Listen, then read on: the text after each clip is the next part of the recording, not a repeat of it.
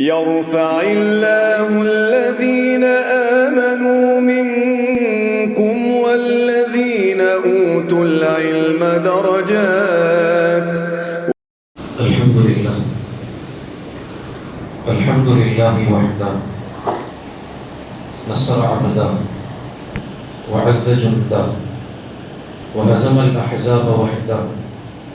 أشهد أن لا إله إلا الله وحده لا شريك له وأشهد أن محمدا عبده ورسوله أرسل الله بحق بشيرا ونذيرا وداعيا إلى الله بإذنه سراجا منيرا. أما بعد، فقد قال الله تعالى في القرآن الكريم والفرقان الحميد بعد أعوذ بالله من الشيطان الرجيم. بسم الله الرحمن الرحيم. اهدنا الصراط المستقيم صراط الذين أنعمت عليهم غير المغضوب عليهم ولا الضالين آمين. صدق الله العظيم. உலகை படைத்து பரிபாலிக்குகிற எல்லாம் வல்ல அல்லாஹ் ஒருவனுக்கு புகழ் அனைத்தும் உரித்தாகுக. ஒப்பற்ற நாயகம் முக்காலம் போற்றும் முஹம்மது ரசூலுல்லாஹ் ஸல்லல்லாஹு அலைஹி வஸல்லம் அன்னவர்கள் மீதும் அவர்களை அப்படியே பின்பற்றிய சத்திய சஹாபாக்கள், தாபிஈன்கள், தபஉ தாபிஈன்கள், சுஹதாக்கள், நல்லோர்கள், குறிப்பாக இங்கு வந்திருக்கிற இன்னும் வர இருக்கிற நம் அனைவர்களின் மீதும் அல்லாஹுவின் அன்பும் அருளும் என்றும் நின்று நிலவட்டுமாக.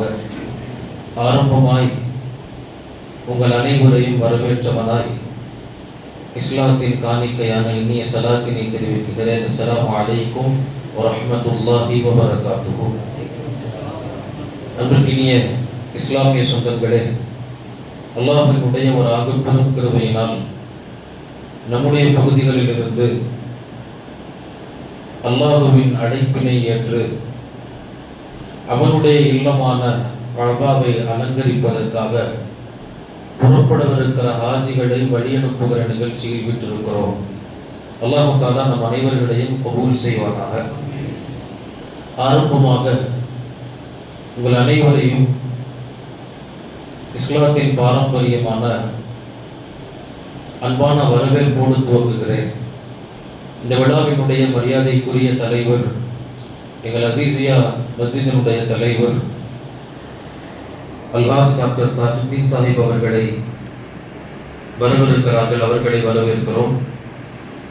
இந்த விழாவை முன்னிலை வகிக்கக்கூடிய பல்லாவர வட்டார மஹல்லா ஜமாத் கூட்டம் மற்றும் தாம்பரம் வட்டார ஜமாத் உலமா சபையினுடைய அனைத்து பொறுப்புதாரிகள், உறுப்பினர்கள், இமாம் பெருமக்கள், உங்கள் அனைவரையும் வருக வருக என்று வரவேற்கிறோம்.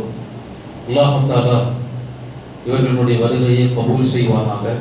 குறிப்பாக இந்த சபையின் அலங்காரமாக இருக்கக்கூடிய ஹாஜிமார்கள் நிறைய பேர் வந்திருக்கிறாங்க, இன்னும் வந்து கொண்டிருக்கிறார்கள். அல்லாஹ் தஆலா அவர்களுடைய வருகையும் கபூல் செய்வானாக. அன்புக்கினியவர்களே, ஒரு அற்புதமான ஒரு மஜ்லிஸினுடைய துவக்கத்தில் நாம் வீற்றிருக்கிறோம்.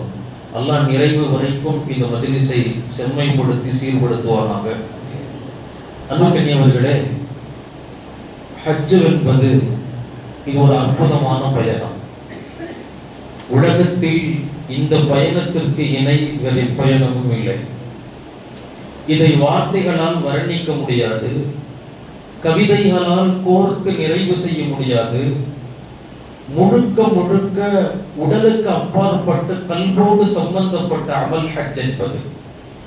ஏனைய அமலுக்கும் ஹஜ்ஜுக்கும் உள்ள வித்தியாசம் என்று உலமாக்கள் பல தகவல்கள் தருவார்கள்.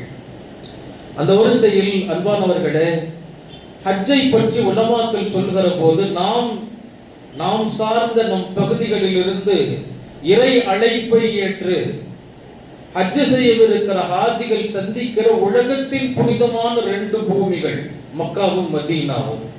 எண்ணற்ற சிறப்புகள், ஏராளமான சிறப்பம்சங்கள்.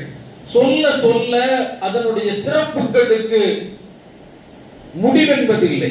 எல்லை காணா கடல் போன்ற சிறப்புகள் அந்த மண்ணுக்கு சொந்தமானவை. அன்பானவர்களே, உலமாக்கள் சொல்லுவார்கள், குறிப்பாக அல்லாமா இப்னு கய்யிம் ரஹிமஹுல்லாஹ் இவ்வாறு தன்னுடைய கிதாபுகளில் பதிவு செய்வார்கள், ஹஜ் பயணம் நசீபாகுவது வரம். அது சாதாரண விஷயம் அல்ல, அது வரம். எப்படி என்றால், காரணம் ஹஜ்ஜுக்கு தேவை அல்லாஹ்ட்ட கல்பு, காசு அல்ல, பொருள் அல்ல, உடல் வளம் அல்ல, இவைகள் எல்லாம் இரண்டாவது மூணாவது கட்டம். முதல்ல ஹஜ்ஜுக்கு தேவை கல்பு. இதற்கு காரணம் என்ன தெரியுமா?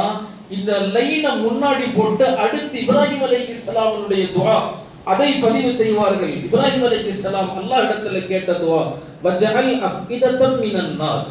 அல்லாஹ் இந்த ஹஜ், இந்த காபா எப்படி இருக்கணும்னா மக்களின் உள்ளத்தை ஈர்க்கும் வண்ணம் இருக்க வேண்டும். நீ உடலை திருப்பாத மக்காவின் பக்கம், இந்த காபத்துல்லாவின் பக்கம் நீ உடலை திருப்ப கூடாது. ரப்பே அஃபிதத்தம் மினன் நாஸ், மக்களின் உள்ளங்களை திருப்பு.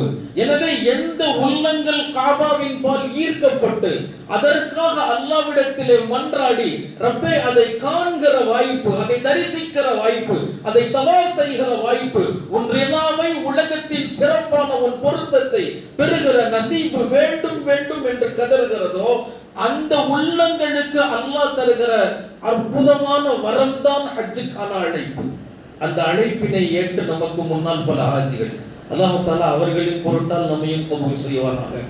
அன்புக்கினியவர்களே, எனவே இது வரம். எனவேதான் அல்லாஹ் விவரிப்பான். பெருமானார் ஸல்லல்லாஹு அலைஹி வஸல்லம் சொல்வார்கள், வஃதுல்லாஹ், இது ரப்பின் குழு, இது அல்லாஹ்வுக்கான குழு. இதற்கு எக்கச்சக்கமான சிறப்புகள் உண்டு, எக்கச்சக்கமான சிறப்புகள். நான் உள்ள ஹஜ் சம்பந்தப்பட்ட விஷயங்களை சொல்ல சில ஃபதாயில்கள் மட்டும் சொல்லி நிறைவு செய்கிறேன். அன்பானவர்களே, இதற்கான சிறப்புகள் எக்கச்சக்கமானவை. பெருமானார் ஸல்லல்லாஹு அலைஹி வஸல்லம் முதல் ஹஜ் மினாவுல வீற்றிருக்கும் போது ஒரு நீண்ட வரலாறு இருக்கு. இதை அறிவிக்கிற சஹாபி ஹஜ்ரத் அப்துல்லாஹ் இப்னு உமர் ரலியல்லாஹு அன்ஹு இந்த ஹதீஸை பதிவு செய்வார்கள். அதை சுருக்கமாக, மினாவில் பெருமானார் கூடாரத்தில் தங்கி இருக்கும் போது பெருமானாரை சுற்றி பல சஹாபாக்கள் அமர்ந்திருப்பார்கள். ஒரு 2 பேர் எல்லாத்தையும் தள்ளிட்டு முன்னாடி வருவாங்க. நாங்க பெருமானார்ட்ட ஒரு விஷயம் பேசணும், கொஞ்சம் வழி விடுங்க, கொஞ்சம் வழி விடுங்க. 2 பேர் கூட்டத்தை விலக்கி முன்னால் வருவார்கள். அவங்களை கூப்பிட்டு பெருமானார் பக்கத்துல உட்கார வைப்பாங்க. ஒரு தோழர் அன்சாரிகளை சார்ந்தவர், இன்னொரு கூட்டம் பனு சகீஃபை சார்ந்த ஒரு நபர். இந்த 2 பேர் பெருமானாருக்கு முன்னாடி வந்து உட்காருவாங்க. உட்கார்ந்து பெருமானாரை பார்ப்பார்கள். பெருமானார் ஸல்லல்லாஹு அலைஹி வஸல்லம் சிரிச்சிட்டு ஒரு சின்ன புன்முறுவல் பூத்துட்டு அவங்க கிட்ட கேட்பாங்க, நீங்கள் எதற்காக வந்தீர்கள் என்று எனக்கு தெரியும், நான் சொல்லட்டுமா நீங்க சொல்றீங்களா, நான் சொல்லவா நீங்க சொல்றீங்களா? அவர் அன்சாரி தோழர் சொல்லுவாரு, யா ரசூலல்லாஹ், நீங்களே சொல்லுங்கள், நாங்க வந்ததற்கான நோக்கம் என்ன, நீங்களே சொல்லுங்கள். பெருமானார் ஸல்லல்லாஹு அலைஹி வஸல்லம் சொல்லுவார்கள், நாம் இப்போது ஹஜ்ஜில் இருக்கிறோம், நம்ம எல்லாரும் ஹஜ்ஜுக்கு வந்திருக்கிறோம், அதுல மிக முக்கியமான இடமான மினாவில் இருக்கிறோம். நீங்க என்கிட்ட வந்ததற்கான நோக்கம் என்ன தெரியுமா? ஒரு அடியான் அல்லாஹுக்காக ஹஜ்ஜுக்கு புறப்பட்டு அவன் ஹஜ்ஜினுடைய எல்லா கிரிகைகளையும் நிறைவேற்றி மீண்டும் தாயகம் திரும்புகிறானே, அவனுக்கான சவாப் என்ன, அவனுடைய புறப்படுவதற்கான கூலி என்ன? இதுதானே உங்களின் கேள்வி. மெய்சிலிர்த்த ஆமான்தான். ஆமா, இதுதான் எங்களுக்கான கேள்வி. பெருமானார் ஸல்லல்லாஹு அலைஹி வஸல்லம் 3 சிறப்புகள் சொன்னார்கள். முதலாவது, ஒரு அடியான் ஹஜ்ஜுக்காக அல்லாஹ்வின் அழைப்பை நாடி புறப்பட்டு அவனுடைய ஒட்டகத்தில் ஏறி கடிவாளத்தை இழுத்தது முதல் அந்த ஒட்டகம் வைக்கும் ஒவ்வொரு எட்டுக்கும் அல்லாஹ் 3 வித அந்தஸ்துகளை தருகிறான். முதலாவது, அவர் செய்த பாவத்தில் ஒன்றை அல்லாஹ் மன்னிக்கிறான் ஒவ்வொரு எட்டுக்கும். இரண்டாவது, அல்லாஹ் அவருக்கு பகரமாக ஒரு நன்மையை எழுதுகிறான். மூணாவது, அவருக்கான அந்தஸ்தை அல்லாஹ் தஆலா உயர்த்துகிறார். இது எப்படி? அவர் ஹஜ்ஜுக்கு போயிட்டு மீண்டும் வருகிற வரைக்கும் நாம புரியுற மாதிரி புறப்பட்டு வீட்டில இருந்து வெளியே வந்து வாகனத்துல ஏறினதுல இருந்து அந்த வாகனம் இன்ச் பை இன்ச் நகர்ற வரைக்கும் அல்லாஹ் தஆலா எவ்வளவு சிறப்பு, மீண்டும் வருகிற வரைக்கும், தாயகம் திருப்பி வீட்டுல நுழையிற வரைக்கும் ஒவ்வொரு எட்டுக்கும் 3 அந்தஸ்து. பாவங்கள் மன்னிக்கப்படும், நன்மை உயர்த்தப்படும், அந்தஸ்துகள் உயர்த்தப்படும். இப்படி முழுக்க முழுக்க அல்லாஹ்வின் அரவணைப்பிலேயே அந்த பயணம் கடையில் இப்படி எக்கச்சக்கமான சிறப்புகள் உண்டு என்று பெருமானார் ஸல்லல்லாஹு அலைஹி வஸல்லம் விளக்குவார்கள். அன்பானவர்களே, ஹஜ்ஜினாலே பாவங்களை களையெடுக்குகிற பயணம் ஹஜ். எனவே மனிதனுடைய ஒரு மறு வாய்ப்பு, மறுபிறவி கூட சொல்லலாம்.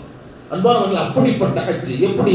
பிறந்த குழந்தை மாதிரி அவன் பிறந்து அம்மா கையில தவழும் போது உள்ளத்துல எப்படி எந்த கசடும், எந்த எண்ணங்களும், எந்த தீயவைகளும் எப்படி இல்லாம இருந்தோமோ அதே போன்று மனிதனுடைய சகல பாவங்களையும் கரைத்து ஒண்ணுமில்லாம மீண்டும் இறை பொருத்தத்தோடு நம்முடைய தாயகத்துக்கு அனுப்புகிற பயணம் ஹஜ் பயணம்.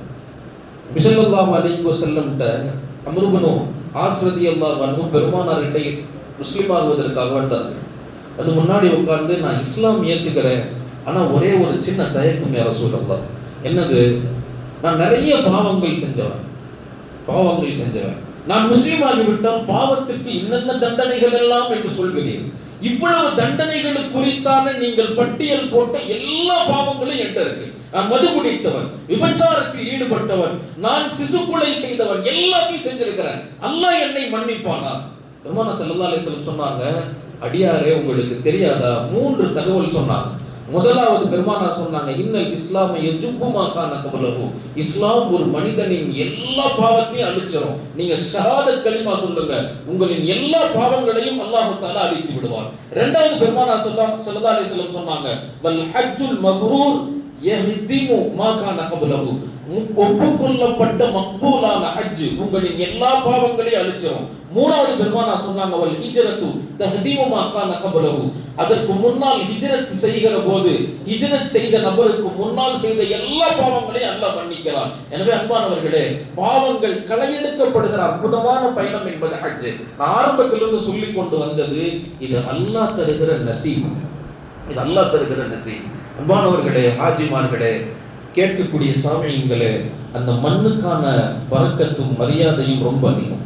உலமாக்கள் இப்படி சொல்லுவாங்க, யாருக்கு அந்த மண் சார்ந்த மரியாதை அதிகமா இருக்குமோ அல்லாஹ் அதை தரிசிக்கிற வாய்ப்பை மீண்டும் மீண்டும் தந்து கொண்டே இருப்பான், மீண்டும் மீண்டும் தருவான்.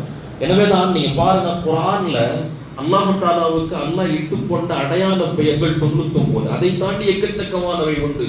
எவைகளுக்கு பெயர் அதிகமோ அதற்கான மகத்துவம் அதிகமா இருந்துகிட்டே இருக்கும். மகத்துவமா குர்ஆன்ல மட்டும் அல்லாஹ் இந்த மக்காவுக்கு வைக்கிற பெயர்கள் ஏராளமானவை.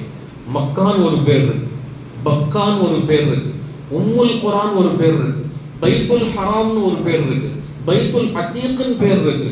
இப்படி எக்கச்சக்கமான பெயர்கள். பலதுல் அமீன், அது அமீனுக்கான பூமி என்று எத்தனையோ எக்கச்சக்கமான பெயர்கள் மக்காவுக்கு உண்டு. எனவே மகத்துவமான மண்ணில் கால் வைக்க போகிறோம். அந்த மண்ணுக்கு போகும்போது நமக்கான ஒரே ஒரு கொடுகை என்ன தெரியுமா? அல்லாஹ் தெளிவா சொல்லிட்டான், ரஃபஸ் ஜிதால் ஃபுசூக். எந்த விதமான பாவ எண்ணங்களும் சண்டை சச்சரவுகளும் வந்துடவே கூடாது. எந்த சின்ன குறையான எண்ணம் கூட வந்துடவே கூடாது. பயணத்துல புறப்பட்டதற்கு பின்னாடி பெருமானார் ஹதீஸினுடைய நிறைவில் பேசுவார்கள். அபூபக்கர் ரலியல்லாஹு அன்ஹு சம்பந்தப்பட்ட ஹதீஸ் அது. அதை சொல்வதற்கு நேரம் இல்லை. பெருமானார் சொல்வார்கள், அபூபக்கரே, நீங்க ஹஜ்ஜுக்கு புறப்பட்டு வாகனத்துல ஏறிட்டீங்களா, அந்த பயணம் முடிகிற வரைக்கும் நீங்கள் அல்லாஹ்வின் பொறுப்பு. அதில் நடப்பதை எல்லாம் நீங்கள் அல்ஹம்துலில்லாஹ் என்று தான் கடக்கணும். இப்படி ஆயிடுச்சே, கொஞ்சம் அப்படி பண்ணியிருக்கலாமே, இந்த உச்சி கொட்டுதல் கூட ஹஜ் பயணத்தில் இருக்கக்கூடாது. இருந்த உங்கள் ஹஜ்ஜுக்கான ஒவ்வொரு எட்டும் மக்பூல் மக்பூல். அன்பானவர்களே, மிக முக்கியமான பாடம், எந்த தவறான செயல்களும் சிந்தனைகளும் கோபமான வார்த்தைகளும் எப்படிப்பட்ட தர்க்கங்களும் எதுவுமே கூடாது. இதுதான் ஹஜ். ஆனா ஹஜ்ஜில் அது வரும். ஹஜ்ஜுனாலே ஜிஹாத் தான், அப்படின்னாலே போர்க்களம் தான். ஆயிஷா ரலியல்லாஹு அன்ஹா பெருமானார்ட்ட வந்து கேட்டாங்க, யா ரசூலல்லாஹ், ஆண்கள் ஜிஹாது செய்கிறாங்க, பெண்கள் நாங்கள் எங்களுக்கு ஜிஹாத் இல்லை, ஜிஹாதுக்கான கூலி எக்கச்சக்கமானது, எங்களுக்கு வாய்ப்பு கிடைக்காம போகுதே, நாங்க என்ன செய்யறது? பெருமானார் ஸல்லல்லாஹு அலைஹி வஸல்லம் சொன்னாங்க, வலாக்கின் அஹ்ஸனல் ஜிஹாதி வ அஜ்மலஹு. ஆயிஷா, உங்களுக்கு ஜிஹாதை விட சிறந்த ஒரு அமல சொல்லட்டுமா? என்னது? பெருமானார் சொன்னாங்க, ஹஜ்ஜுல் மப்ரூர். ஒற்றுக்கொள்ளப்பட்ட ஹஜ், அல்லாஹ்வால் அங்கீகரிக்கப்படுகிற ஹஜ். இது ஜிஹாதை விட சிறந்தது என்று பெருமானார் சொன்னாங்க. ஆயிஷா ரலியல்லாஹு அன்ஹா அதற்கு பின்னாடி எல்லா காலங்களும் ஹஜ்ஜுக்கு போகணும், விடாம ஒவ்வொரு வருடமும் ஹஜ்ஜுக்கு போனாங்க. எனவே அன்பானவர்களே, ஹஜ்ஜில் பிரச்சனைகள் வரும், மனக்கசப்புகள் வரும். முதல்ல தயாரிப்பு எதுக்குன்னா கல்புக்கு. அது முழுக்க முழுக்க கல்புக்கான அமல். தொழுக மாதிரி குனிகிறது நிமிர்றது இல்லை, நோன்பு மாதிரி சாப்பிடாம இருக்கிறது இல்லை. ஹஜ் வித்தியாசம், ஹஜ் வினோதமானது. அந்த அமலை அது கல்பு சார்ந்து ரசிப்பவர்களுக்கு தெரியும். அல்லாஹ் தஆலா அப்படிப்பட்ட பாக்கியத்தை அரங்கேற்றுகிற தௌஃபீக்னை கொடுத்திருக்கிறான். எனவேதான் பெருமானார்ட்ட கேட்டாங்க, ஹஜ்ஜே மப்ரூர்னா என்ன? ஹஜ்ஜே மப்ரூர் பெருமானார் 3 வார்த்தை தான் சொன்னாங்க. ஹஜ்ஜே மப்ரூர், ஏற்றுக்கொள்ளப்பட்ட ஹஜ்ஜனா என்ன? இத்ஆமுத் தஆம். அங்க வந்து சாப்பாட்டுக்கு வழி இல்லாம சில பேர் தத்தளிப்பாங்க, சில பேர் கஷ்டப்படுவாங்க, சில பேருக்கு சில தேவைகள் நிறைவேற்றப்படாமல் இருக்கும். இத்ஆமுத் தஆம், தேவைப்படுபவர்களுக்கு உணவளிக்குங்கள். இது ஹஜ்ஜே மப்ரூர். இரண்டாவது பெருமானார் சொன்னாங்க, அஃப்ஷுஸ் ஸலாம். அங்க சலாம பரப்புங்க. நம்ம ஊர்லயாவது யார் காஃபிர் யார் முஸ்லிம்ங்கற சந்தேகம் வரும். அங்க பார்க்கிற எல்லா முகங்களும் தீனை சுமந்த முகங்கள், எல்லா கல்புகளும் அல்லாஹ்வால் பட்டை தீட்டப்பட்ட கல்புகள். எல்லாத்த பார்த்தும் நீங்க சொல்ல வேண்டிய ஒரே வார்த்தை சலாம் சலாம் சலாம். அன்பானவர்களே, எங்க ஒப்பிடும் தெரியுமா இந்த வார்த்தை? சொர்க்கத்துல மட்டும்தான் அல்லாஹ் குர்ஆன்ல சொல்லுவான், ஹாஜிகள் சொர்க்கத்துல சொர்க்கவாசிகள் தங்களுக்குள்ள பரிமாறிக்கக்கூடியது சலாம் தான். எனவே பெருமானார் விளக்குகிறார்கள், அது சொர்க்க பூமி, அது வசந்த பூமி. அது அந்த பூமியில நீங்க அதிகமா செய்ய வேண்டிய அமல் என்ன தெரியுமா? சலாம். யாரை பார்த்தாலும் இன்முகத்தோடு சலாம். அந்த சலாம் உங்கள் ஹஜ்ஜை கபூலுக்கு உயர்த்தி சென்று விடும். இரண்டாவது அஃஷு சலாம். மூணாவது பெருமானார் ஸல்லல்லாஹு அலைஹி வஸல்லம் சொன்னாங்க, தீபுல் கலாம். அழகான வார்த்தை பேசுங்க, யார்ட்டையும் கடிஞ்சுக்காதீங்க, முகத்தை சுளிச்சிடாதீங்க, அழகான வார்த்தை பேசுங்க. இந்த மூன்று அமல் இருந்தால் ஹஜ் மக்பூல். இதுதான் மப்ரூரான ஹஜ் என்று பெருமானார் ஸல்லல்லாஹு அலைஹி வஸல்லம் விளக்கினார்கள். நிறைவாக அன்பானவர்களே, எல்லோரும் ஆசை வையுங்கள். காதலுக்கான பயணம். யாருடைய உள்ளத்தில் காதல் கூப்பளிக்குமோ அல்லாஹ் தஆலா அவர்களை அழைப்பதற்கு அவன் புறத்திலிருந்து அழைப்பு விடக்கூடிய பயணம் தான் ஹஜ். நிறைவாக நம்மள சில பேர் அல்லாஹ் கபூல் செஞ்சுட்டான், நாமளும் ஹஜ்ஜுக்கு போகணும் இல்ல? இன்ஷா அல்லாஹ், இல்லையா? இன்ஷா அல்லாஹ் அல்லாஹ் எல்லோருக்கும் நசீபாக்குவானாக. யூசுப் பின்னூயி ரஹிமஹுல்லாஹ் வருடம் ஹஜ்ஜுக்கு போறவங்க வாழ்க்கை முழுக்க அவங்களுடைய மாணவர் கேட்டாரா, ஹஜ்ரத் நீங்க வருஷம் ஹஜ்ஜுக்கு போறீங்களே, அதற்கான அமல் ஏதாவது எங்களுக்கு சொல்லிக் கொடுங்க, நாங்களும் போகணும். 5 அமல் சொல்லி கொடுத்தாங்க. 5 அமல் அதை மட்டும் சொல்லி நிறைவு செஞ்சிடற. அல்லாஹ் நம்மையும் கபூல் செய்யணும். முதலாவது அமல் என்ன தெரியுமா? ஹஜ்ஜுனாலே தல்பியா.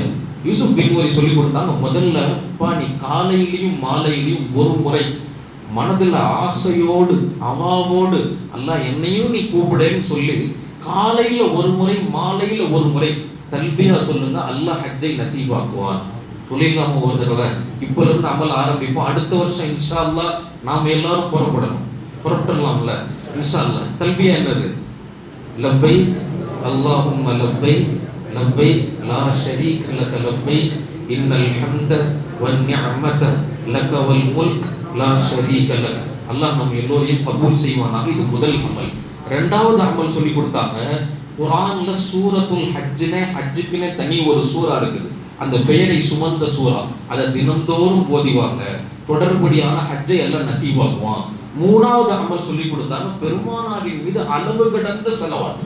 நீங்க காலையில இவ்வளவு மாலையில இவ்வளவு அப்படின்லாம் இல்ல, உங்களின் ஃபராகத்தான ஓய்வான நேரங்களில் அதிகமான ஸலவாத் சொல்லிக்கிட்டே இருங்க. அழைப்பு அங்கிருந்து வரும். இத சொல்லிட்டு சொல்றாங்க, அழைப்பு அங்கிருந்து வரும். யா ரசூலல்லாஹ், மலக்கு பதிவு செய்து கொண்டே இருப்பார். இந்த ஊர்ல இந்த நபரினுடைய மகனான இவர் உங்கள் மீது ஸலவாத் சொல்கிறார். இந்த ஊர்ல இந்த நபரினுடைய நபரான இவர் உங்கள் மீது ஸலவாத். நம்முடைய பெயர் அந்த தர்பாரில் உச்சரிக்கப்படுகிற அதிகமான நேரத்தில் அல்லாஹ் அங்க அழைப்பார். நீங்க ரொம்ப தூரத்துல இருந்து சொன்னீங்க, இப்ப என் ஹபீபுக்கு கிட்ட வந்து நின்று சொல்லுங்க. அதிகமாக ஸலவாத் சொல்பவர்களுக்கு அல்லாஹ் ஹஜ்ஜை நசீபாக்குகிறான் தொடர்ச்சியாக. இது மூணாவது அமல். நாலாவது அமல் என்ன? மனம் உருகி தினமும் ஒரு தடவையாவது துஆ செய்யணும். எல்லாம் காபாவை கண்ணில் பார்க்காம, எஹராம உடம்புல சுமக்காம, பாவங்களை மன்னிக்காம, அரஃபால நின்று மன்னிப்பு வாங்காம, உன் பொருத்தம் இல்லாம இந்த உடலை விட்டு வெளியே வந்துடக்கூடாது. எல்லாம் நம்ம கபூல் செய்வானாக.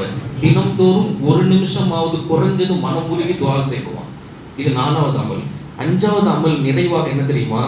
அற்புதமா சொல்லுவாங்க, நீங்க ஹஜ்ஜுக்காக வேண்டி கொஞ்சமா சேமிச்சு வைக்கப்படுங்க. அஞ்சாவது அமல். கொஞ்சமா, நீங்க எல்லாத்தையும் சேமிக்கணும்னு அர்த்தம் இல்லை, கொஞ்சம் எடுத்து இன்னையில இருந்து ஒரு நாளைக்கு ஒரு 10 ரூபாய். அவங்க அப்படி சொல்லிட்டு சொல்றாங்க அந்த மாணவர்கிட்ட, ஒரு நாளைக்கு ஒரு 10 ரூபாய், இல்ல ஒரு நாளைக்கு ஒரு 20, ஒரு நாளைக்கு ஒரு 100, எவ்வளவு முடிகிறதோ உங்களால முடிஞ்சதை அல்லாஹ் இது ஹஜ்ஜுக்கு, இது நான் ஹஜ்ஜுக்கு, அதை அல்லாஹ் பல லட்சங்களாக பன்மடங்காக பிரிக்கி தரும் ஆற்றல் அவனுக்கு உண்டு.